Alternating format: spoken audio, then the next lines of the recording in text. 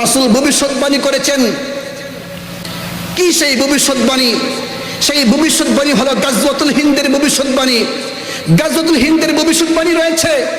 সর্বাধিক হাদিস বর্ণনাকারী সাহাবী আবু হুরায়রা রাদিয়াল্লাহু আনহু তিনি হাদিস বর্ণনা করেছেন, ওয়াদানা রাসূলুল্লাহ সাল্লাল্লাহু আলাইহি ওয়াসাল্লাম গাজওয়াতুল হিন্দ।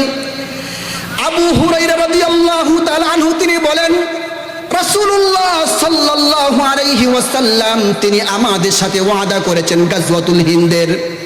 আমি বলেছিলাম, ও আল্লাহর রাসূল, ফাইন আদরাকতুহা উনফিকু ফিহা নাফসি ওয়া মালি, আমি যদি গাজওয়াতুল হিন্দের অংশগ্রহণকারী সাহাবী হয়ে যাই, উনফিকু ফিহা নাফসি ওয়া মালি, আমি আমার জীবন এবং আমার সম্পদকে আল্লাহর রাস্তায় কুরবানি করে দিব। আল্লাহু আকবার। ওয়া ইন কুতিলতু ফাআনা আফজালুশ শুহাদা, আর আমি যদি গাজওয়াতুল হিন্দে শাহাদাত বরণ করি, আমি হব সর্বোত্তম শহীদ। ওয়া ইন রাজাতু ফাআনা আবু হুরায়রা আল মুহাররার, আর আমি যদি গাজওয়াতুল হিন্দ থেকে গাজী হয়ে বাড়িতে ফিরি, তাহলে আমি হয়ে যাব জাহান্নাম থেকে মুক্ত একজন আবু হুরায়রা। রাসূলুল্লাহ সাল্লাল্লাহু আলাইহি ওয়াসাল্লামের শুধু এই বাণী শেষ নয়, রাসূলুল্লাহ সাল্লাল্লাহু আলাইহি ওয়াসাল্লামের আজাদ কিন্তু গোলাম ছিল। সাওবান রাদিয়াল্লাহু তাআলা আনহু থেকে বর্ণিত হাদিস মুসলিম শরীফে রয়েছে, বাইহাকিতে রয়েছে, মুসান্নাফ আব্দুর রাজ্জাকে রয়েছে। তিনি বলেন, ওয়ান সাওবান রাদিয়াল্লাহু তাআলা আনহু মাওলা রাসূলিল্লাহি সাল্লাল্লাহু আলাইহি ওয়াসাল্লাম, সাওবান রাদিয়াল্লাহু তাআলা আনহু তিনি বলেন, ইসাবাতানি মিন উম্মতি আহরাজাহুমুল্লাহু মিনান নার, শেষ জামানায় দুটি দল হবে, দুটি দল, যেই দুটি দলকে আল্লাহ সুবহানাহু ওয়া তাআলা জাহান্নামের আগুন থেকে মুক্ত করবেন। আল্লাহ তাআলা জাহান্নামের আগুন থেকে মুক্ত করার সার্টিফিকেট দিয়েছেন। একটি দল হলো ইসাবাতুন তাগজুল হিন্দা, একটা দল হবে সেই দল যেই দল কিনা গাজওয়াতুল হিন্দের যুদ্ধে অংশগ্রহণ করবে। এই দলটা জাহান্নাম থেকে মুক্ত হবে।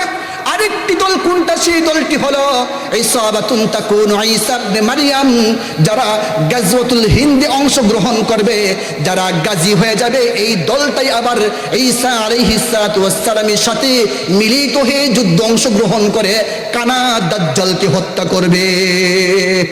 কয়টি দল হলো? দুটি দল। রাসূল বলেছেন দুটি দল হবে। এই দুই দলের বৈশিষ্ট্য কি? এই দুই দলের বৈশিষ্ট্য হলো, একটি দল খলিফাতুল্লাহ মাহদির নেতৃত্বে গাজওয়াতুল হিন্দ অংশগ্রহণ করবে, তারা জাহান্নাম থেকে মুক্ত। আরেকটি দল, যেই দলটা ঈসা আলাইহিস সালামের সাথে অংশগ্রহণ করে দাজ্জালের বিরুদ্ধে যুদ্ধে অংশগ্রহণ করবে, তারাও জাহান্নাম থেকে মুক্ত।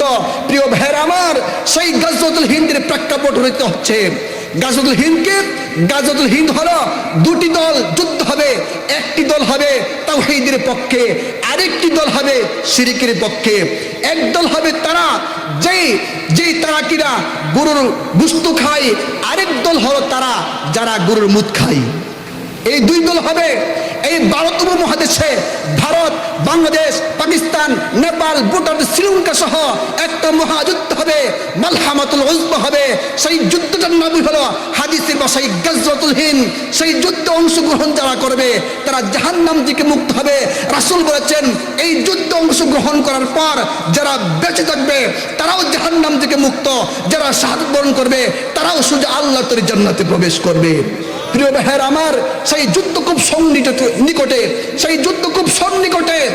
যুদ্ধের প্রেক্ষাপট রচিত হচ্ছে, সারা দুনিয়ায় মুসলমানরা মার খাচ্ছে, মুসলমানদের রক্ত ঝরছে, মুসলমানদের বোনেরা রক্ত ঝরাচ্ছে।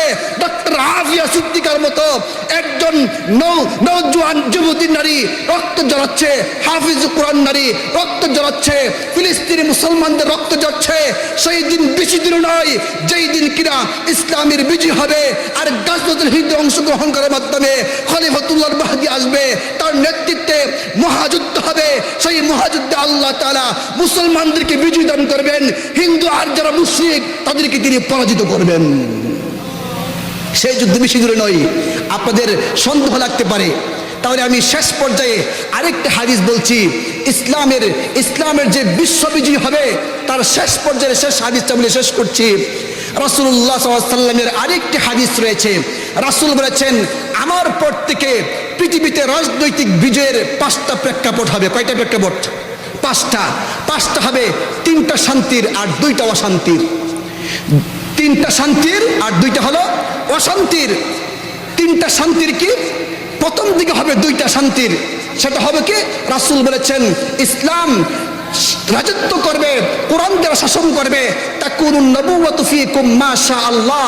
আল্লাহ সুবহানাহু ওয়া তাআলা যতদিন চান ততদিন তিনি নবুয়তি শাসন ব্যবস্থা রাখবেন। এটা রাসূলের যুগে শেষ হয়ে গেছে। রাসূল তারপরে বলছেন দ্বিতীয় শান্তির রাজত্ব হলো, দ্বিতীয় শান্তির শাসনকাল হলো তাকুনুন নবুওয়াতু আলা মিনহাজিন নবুওয়া। তাকুনুন নবুওয়াতু আলা মিনহাজিন নবুওয়া। আর নবুয়তি শাসন কায়দায় খেলাফত ব্যবস্থা, খেলাফত আলা মিনহাজিন নবুওয়া, সেটা শাসনকাল হবে। সেটাও 30 বছর পর্যন্ত শাসনকাল ছিল, সেটাও শেষ হয়ে গেছে। রাসূল তারপরে বলছেন এরপরে 2টা অশান্তি শাসন আসবে। সেটা হলো সুম্মা তাকুনু মুলকান আদান। এরপর আসবে জুলুম, অত্যাচার, নির্যাতন, নিপীড়নের শাসনকাল। সেটা আসবে, সেটাও প্রায় শেষ হয়ে গেছে। আর 4 নম্বর অশান্তি শাসনকাল যেটা, সেটা কেন চলছে, সেটা হলো সুম্মা তাকুনু। দেখেন না এখন আর কারো রাজত্ব করার জন্য কোনো বুড়াবুড়ি লাগে না। কার গদি কে দখল করবে এই ব্যবস্থা এখন চলমান, এটা চলতেছে, এটা অচিরেই শেষ হয়ে যাবে।